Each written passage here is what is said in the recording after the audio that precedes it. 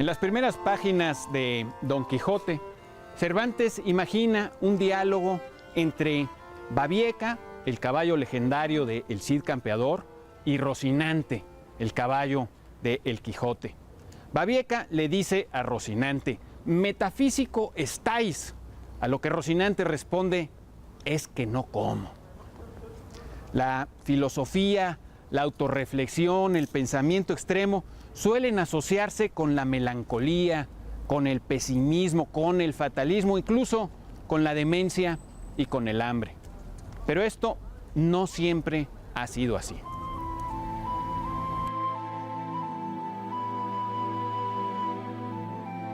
La filosofía comenzó en el siglo VI a.C. en Jonia, en la parte occidental de la península de Anatolia, hoy Turquía.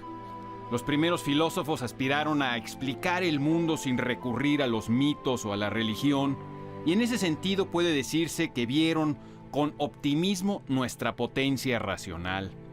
Las religiones siempre han afirmado que una voluntad de orden divino guarda para sí los secretos del mundo y las claves de nuestro destino. La filosofía comenzó reclamando para el hombre la posibilidad de conocer y de decidir. La fe religiosa mueve montañas. La razón las mide, las explica, las imagina, las emula, las construye y las multiplica. La primacía de la razón siempre ha sido una empresa humanista y esperanzadora. Podemos conocer y mediante el conocimiento mejorar nuestro destino.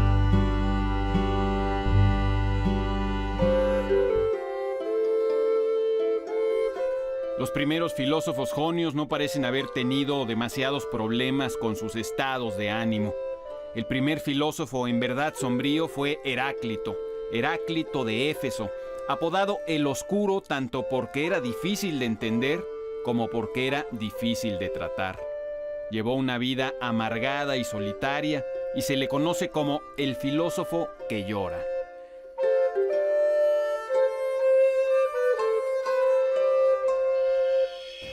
Platón tuvo tan poca fe en la capacidad de la mayoría de las personas para decidir y para resolver problemas, que pensó que la única solución razonable era una especie de totalitarismo coronado por reyes filósofos hechos, por supuesto, a su imagen y semejanza. La utopía de Platón, junto con su desconfianza por las posibilidades intelectuales de la mayoría de las personas, inspiraron, por desgracia, a algunos de los regímenes más brutales que ha conocido la historia. El pesimismo platónico nos ha resultado atroz. Al parecer fue Aristóteles, o uno de sus alumnos, no lo sabemos bien, quien se preguntó en el disputado Problema 30 lo siguiente: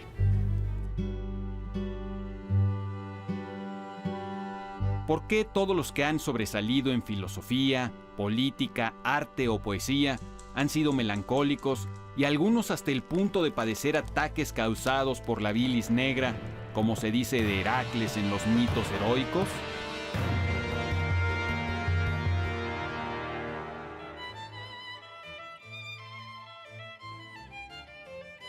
La Iglesia Católica anunció el paraíso después de la muerte, pero su buena nueva muchas veces se ha quedado corta en comparación con su histeria respecto al sexo, la heterodoxia, el demonio y el pecado. Los marxistas, dicho sea en el mismo párrafo, creyeron en un futuro tan inevitable y feliz como el propuesto por la Iglesia Católica, pero en lugar de mostrarse alegres con sus supuestas leyes de la historia y con los pronósticos de su ciencia, entre comillas, eligieron la furia, la crueldad o el rencor. Se han ocupado más de la revolución y la dictadura que del comunismo pacífico y sintético que dizque alumbrarían sus baños de sangre burguesa.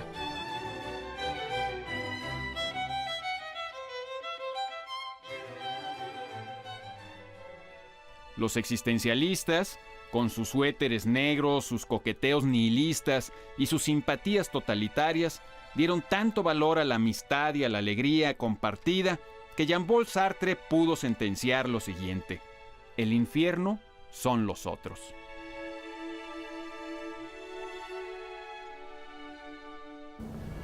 Pero también nos han precedido numerosos pensadores menos sombríos.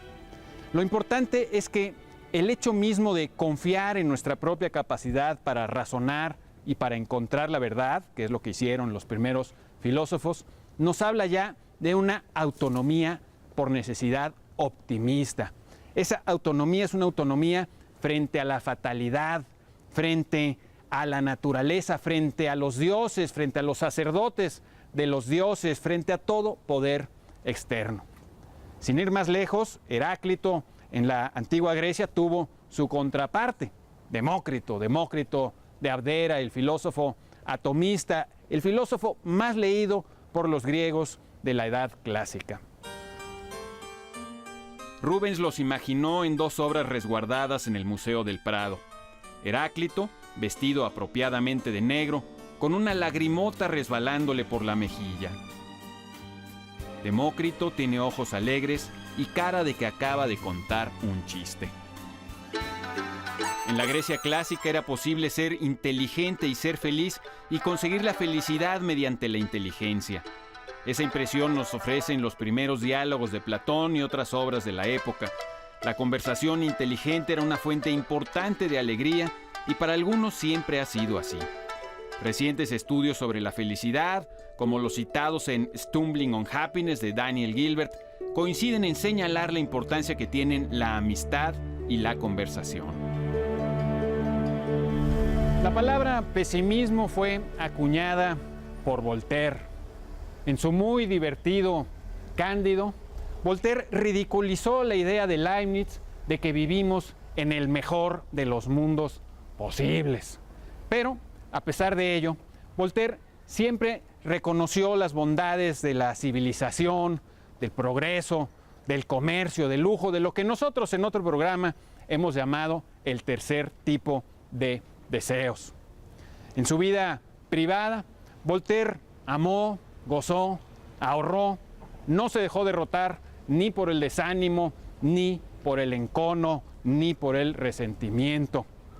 Reconoció las sombras de la condición humana y las muchas atrocidades de su época, pero también admitió la posibilidad de llevar una vida alegre y decente, una vida noble en el mejor sentido de la palabra, encarnada por aquel que cultiva su jardín.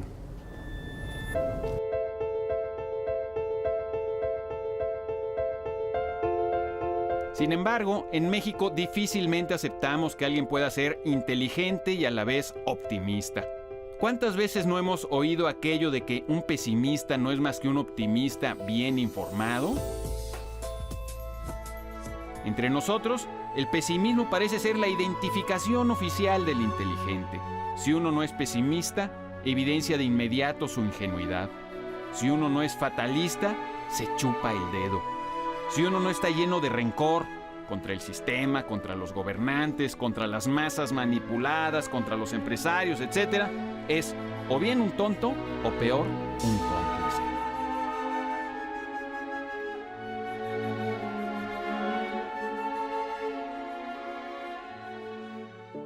Por supuesto, en nuestra sociedad sobran razones para ser pesimista. Tenemos asideros de sobra, que si la corrupción, que si la desigualdad, que si la injusticia, etcétera, etcétera.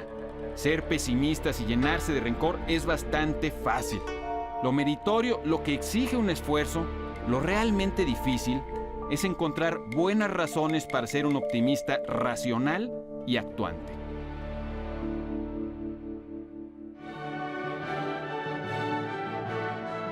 El reto es entonces ser optimista, pero sin dejar de ser racional. No estamos buscando un optimismo vacío, ciego o estúpido, como el que nos ofrecen tantos gurús, anuncios y programas de fallida autoayuda. ¿Se puede? Más todavía, ¿se debe? ¿Se necesita? Por supuesto que sí. Las potencias de cualquier sociedad se ven disminuidas cuando son menos las personas que en ellas son capaces de asociar la inteligencia con la alegría. Cuando el pesimismo pasa por inteligencia y el rencor por conciencia social, todos salimos perdiendo, porque en esta confusión devaluamos activos importantes.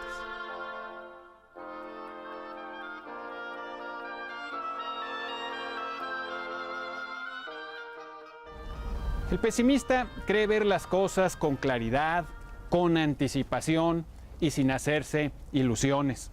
Pero las ilusiones son un ingrediente básico para mejorar las cosas. No hablo desde luego de la ilusión en el sentido más ingenuo de la palabra, sino de la ilusión en el sentido de realidad inmaterial, inexistente, soñada, imaginada, que aspiramos a convertir en realidad sin adjetivos.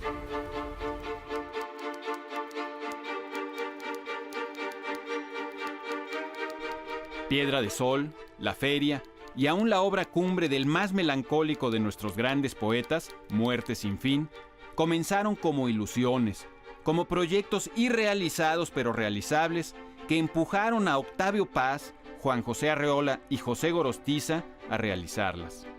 Y lo mismo vale para otros artistas, científicos, empresarios, investigadores y todos los demás creadores de este país. Las grandes empresas mexicanas de cemento, de pan, de comunicaciones, el Metro, la UNAM, Nexos, la revista Este País, los clubes deportivos, los empresarios sociales, las organizaciones de defensa de los derechos humanos, todos comenzaron con ilusiones en el buen sentido de la palabra. Otra cosa es que hayan permanecido a la altura de sus propias ilusiones.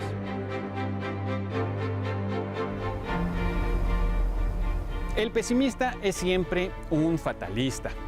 Cree que aun si nos esforzamos, no podremos hacer que cambien mucho las cosas.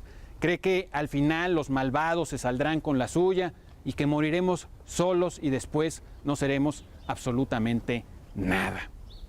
Si fuera por los pesimistas, nadie habría peleado en Troya, nadie habría luchado por alcanzar la gloria y nadie habría cantado sus hazañas.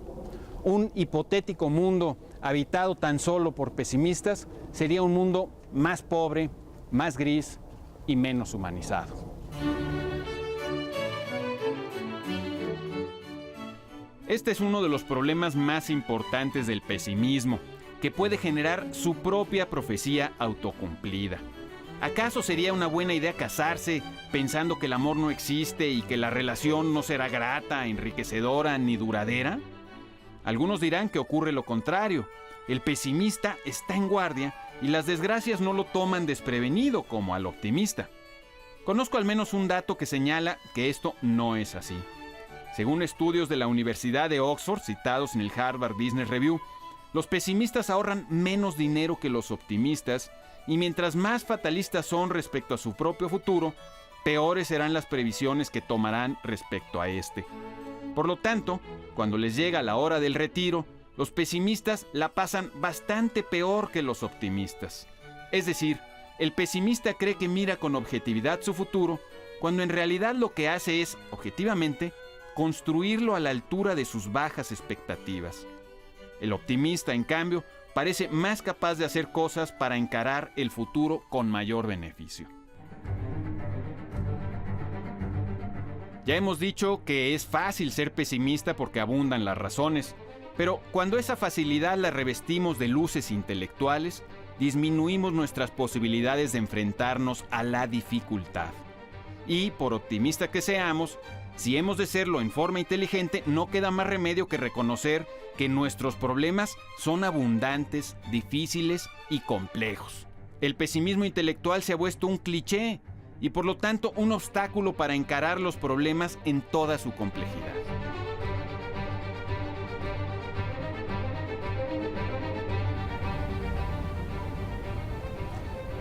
En las páginas finales del más grande clásico de la literatura española, Don Quijote recobra la razón, pide perdón por sus locuras, rechaza la propuesta de Sancho de volver a las andadas, se despide de este mundo y exhala su último suspiro. Es un final ciertamente muy triste, como lo es también el final de la Ilíada, cuando se celebran los funerales de Héctor, domador de caballos. Pero, a pesar de la tristeza, ni la Ilíada ni el Quijote son libros pesimistas. Las grandes realizaciones humanas nos recuerdan que podemos alcanzar y lograr la belleza y desafiar a la muerte en sus dominios. Soy Pablo Boullosa. Hasta la próxima.